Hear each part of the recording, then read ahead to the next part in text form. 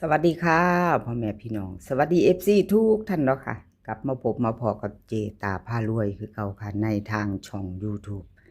คลิปนี้เจตาจะวางแนวทางของลาวพัฒนาเนาะค่ะเห็นอยู่นี่จะเป็นประวัติของเลขล็อกโฟกัสค่ะวันที่29ที่ผ่านมาเนาะค่ะ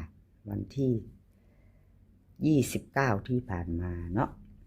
ลาวพัฒนาออกค่ะ76877ล่างของเพิ่นเขาไปเบิ้ลเนาะค่ะเบิ้ลล่างเนาะของล็อกโฟกัสเจตาให้เบิ่งอีกงวดหนึ่งค่ะเบิ่งให้เบิ่ง2 งวด2 งวดรุดงวดหนึ่งเนาะเข้างวดเดียวเนาะค่ะพี่น้องชัดเจนเนาะรุดคือรุดค่ะเลขล็อกโฟกัสวันที่4เนาะค่ะวันจันทร์20:30นแนวทางใหม่ของเพิ่นเอาไปจะตามเตรียมแคปหน้าจอค่ะเตรียมแคปหน้าจอไว้ไปต่อกับเลขล็อกโฟกัส20:30 นค่ะกราบขอบคุญขอบคุณเลขล็อกโฟกัสค่ะที่ให้แนวทางมาวางทางช่องของเจตาพารวยเนาะค่ะกราบขอบคุณเป็นอย่างสูงคลิปนี้จะมีอยู่หาเสี้ยนดังเด้อค่ะพี่น้องอ่านซื้อไปก่อนอ่านซื้อไว้เลขล็อกโฟกัสรับสายด่วนรับวงใน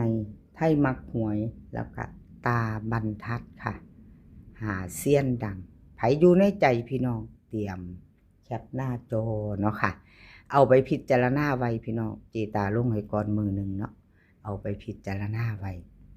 ชอบกระจัดขัดกระพานเนาะค่ะเลขทุกตัวเอามาวางเพื่อเป็นแนวทางโปรดใช้วิจารณญาณในการรับชมเป็นอย่างสูงค่ะเอามาตามต่อโฟกัสวิ่งรูดค่ะเพื่อนให้มา2 กับ 4 2 ตัว2 ตัว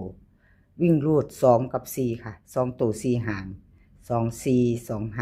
4 7 4 8เบิ้ลค่ะ2 2 4 4 3 ตัวค่ะ2 4 2 4 4 8 2 2 5วิ่งรูดเด่นทอกันเนาะค่ะ2 กับ 4วงกลมให้ถึง2 ตัวเน้น2 4 กับ 4 7ค่ะ3 ตัวเน้นหางเดียว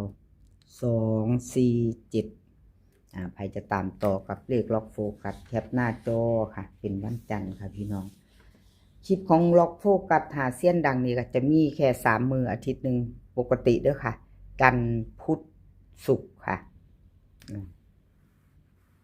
มีมาปกติบ่ได้ลงทุกมื้อเนาะค่ะ14บ่ได้ลงทุกมื้อค่ะหาเสี้ยนดังคลิปของ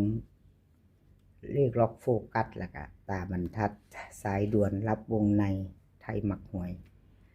เอามาต่อรับสายด่วนค่ะรับสายด่วนก็รูดไปค่ะพี่น้องขอโทษขออภัยวันที่29ที่ผ่านมาเนาะลาวพัฒนาออก768เนาะค่ะ3 ตัวบนล่าง77ครับขอโทษขออภัยจับคู่บ่มีค่ะวิ่งหลุดกับบ่มาเนาะพี่น้องหลุดแล้วหลุดเลยเนาะค่ะ2 งวดติดหลุดไปแนวทางกะมีเขามีหลุดเป็นเรื่องธรรมดาเนาะค่ะรับชมรับฟังเป็นเพียงแนวทางรับสายด่วนค่ะลาวพัฒนาวิ่งรูดค่ะเพื่อนในมา8 กับ 4 2 ตัว 4 หางค่ะ8 4 8 5 4 1 4 0เบิ้ลค่ะ88 กับ 44 3 ตัว 3 หางค่ะ8 4 0 8 8 4 8 5 8ค่ะวิ่งรูดเด่น8 ตัวเดียวล่อง4เน้น8 4 กับ 40ค่ะ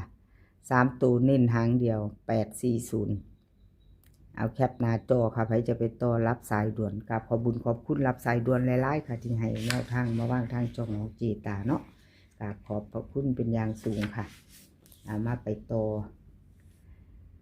เป็นของใครเลขทุกตัวเอามาวางเพื่อเป็นแนวทางค่ะเป็นเพียงแนวทางเนาะพี่น้องโปรดใช้วิจารณญาณในการรับชมรับฟังค่ะมาต่อรับวงในค่ะเลขรับวงในวันที่29ที่ผ่านมาประวัติของเพิ่นวิ่งรูดกับบ่เดินเนาะค่ะ2 ตัวบ่เข้าเล่าออก768ค่ะ77ล่าง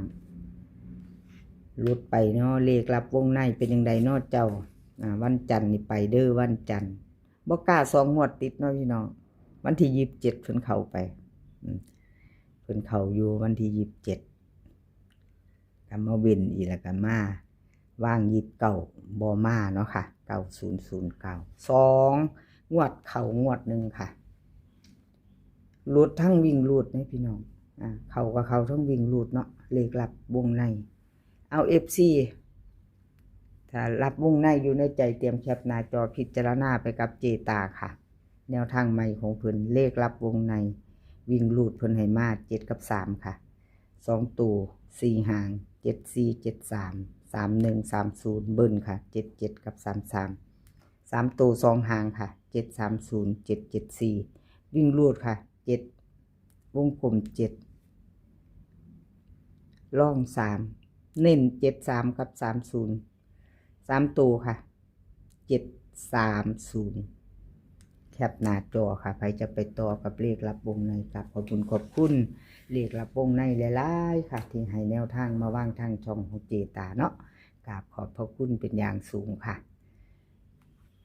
แล้วก็ขาดบ่ได้คือ FC เนาะพี่น้อง FC ผู้มีน้ำใจคอมเมนต์เข้ามากดไลค์กดแชร์มากดติดตาม FC ใหม่เพิ่นก็เข้ามาหลายอยู่ค่ะกดติดตามทางช่องน้อยๆของเจตากราบขอบคุณหลายๆไทยมักหวยค่ะใครชอบไทยมักหวยแนวทางใหม่ของเพิ่นมาแล้วเด้อค่ะใครเป็น FC ของเพิ่นแต่วันที่29ต้องขอโทษขออภัยแทนเพิ่นเนาะค่ะ768 3ตัวบน77ล่างลุดไปค่ะวิ่งลูดบ่มาบ่เดิน2งวดค่ะเจตาให้เบิ่งประวัติไทยมักหวยมาไปเบิ่งไปนำกันกอดข้อกันมาตัวพี่น้อง27 79แล้วก็90เนาะเข้าไป2ตัว2งวดลุดงวดหนึ่งค่ะไทยมักหวยเอาว่าจังใดพี่น้องกับไทยมักหวยแนวทางใหม่วันที่4ที่จะถึงนี้เนาะเป็นวันจันทร์เอาใครจะตามต่อแคปหน้าจอค่ะแคปไว้ถ้าชอบประจัดคัดกระพานเนาะค่ะไทยมักหวยค่ะเล่าพัฒนาวันที่4เพิ่นให้มาวิ่งรูด7กับ1ค่ะ2ตัว4หาง7170 1615เบิ้ลค่ะ77 3ตัวค่ะ716 115วิ่งรูดเพิ่นเด่น7ลง1ค่ะ2ตัวเน้น71กับ15 3ตัวเน้น115ค่ะไทยมักหวยแคปหน้าจอค่ะไปจะไปต่อกับเพิ่นกับขอบคุณไทยมักหวยหลายๆเด้อค่ะที่ให้แนวทางมาวางทางช่องของเจตาขอบคุณเป็นอย่างสูงเนาะแคปหน้าจอเราไปต่อค่ะไปต่อ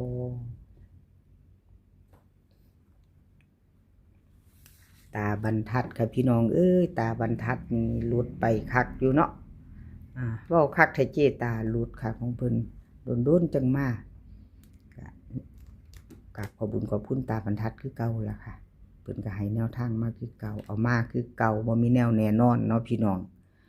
ไม่มีอะไรแน่นอนสำหรับแนวทาง768 3ตัวบน77ล่างวันที่29ที่ผ่านมาเนาะพี่น้องเจตายเบิ่งอีกรุดแล้วก็รุดเลยเนาะพี่น้องเนาะพิจารณาไปนำกันรุดแล้วรุดเลย2งวดติดวิ่งรุดก็บ่เข้าเลย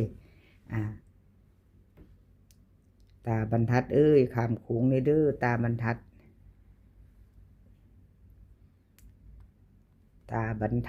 มาต่อค่ะมาต่อกับวันที่4ของเพิ่นเล่าพัฒนาแนวทางใหม่วิ่งรูดเพิ่นให้6กับ4ค่ะ6กับ4 2ตัว4หาง6 4 6 3 4 2 4 1เบิ้ลค่ะ4 4 3ตัวค่ะ3หาง6 4 2 4 6 3วิ่งรูดเด่น4ตัวเดียวเด้อค่ะล่อง6เน้น6 4กับ4 2ค่ะ3ตัวเน้นหางเดียว6 4 2ตาบรรทัดไปจะต่อกับเพิ่นค่ะมาค่ะแคปหน้าจอวัยรุ่นเนาะเจตาลงให้ก่อนอยู่เป็นวันจันทร์ที่4เนาะค่ะ20:30จะตามต่อกับแคปหน้าจอค่ะกับตาบรรทัดกับขอบคุณตาบรรทัดหลายๆเนาะที่ให้แนวทางมาว่างอยู่ตลอดค่ะชอบแนวทางเดียวกันหลุด เขาบอลลุดกับมาเนาะค่ะพี่น้องไม่มีแนวทางก็ไม่มีช่องแล้วก็FCเนาะค่ะกราบขอบคุญขอบคุณหลายๆที่เขามาติดตามรับชมรับฟังมาคอมเมนต์เพิ่นเข้าใจเนาะเพิ่นเห็นเจตาลงเอาหน้าออกกล้องอยู่ค่ะเป็นคลิปหมู่บ้านเอาสวยอยู่ตัวละเจตาว่าซั่นโอ้ยกราบขอบคุญขอบคุณหลายๆเด้อค่ะเป็นยาใจสนิทอีกอย่างหนึ่งเนาะกำลังใจ FC เจตาเท่าแล้วล่ะค่ะพี่น้องครับขอบุญขอบคุณที่ให้กำลังใจเนาะค่ะครับขอบคุณหลายๆที่เขามารับชมรับฟังทางช่องของเจตาสำหรับแนวทางกะมีเขามีรุดเนาะค่ะขอโทษขออภัยถ้าหลุดไปคลิปนี้ขอพี่น้องโชคดีกับลาววัฒนาวันจันทร์ที่4ค่ะโชคดีกันทุกคนมื้อนี้ขอให้มีความสุขขอให้สุขภาพร่างกายแข็งแรงกันทุกคนค่ะเดินทางไปไสขอให้ปลอดภัยเดินทางไปขอมีโชคกลับมาขอให้มีชัยคลิปหน้าพอกันใหม่คลิปนี้ก็สวัสดีค่ะ